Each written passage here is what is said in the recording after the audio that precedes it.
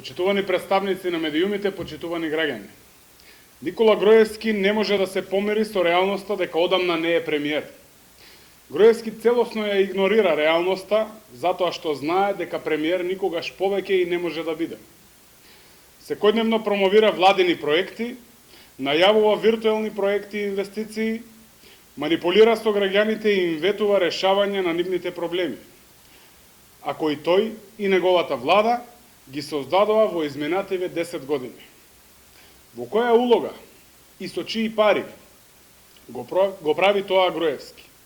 Со парите на ВМРО-ДПМН или со парите на граѓаните?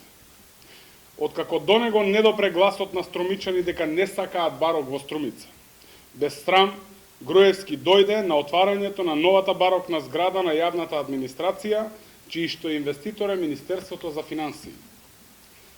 По кој знае кој пат се појави на местото на стариот театар за уште еднаш да каже дека неговата изградба ќе биде готова до декември.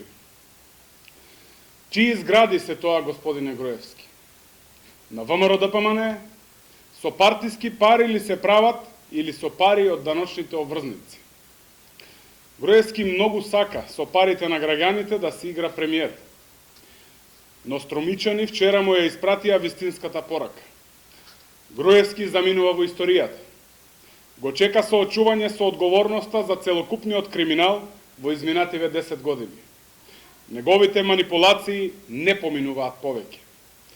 Вчерашниот престој на Груевски во Струмица уште еднаш потврди дека тој и владата на ВМРО-ДПМН се вистински манипулатори.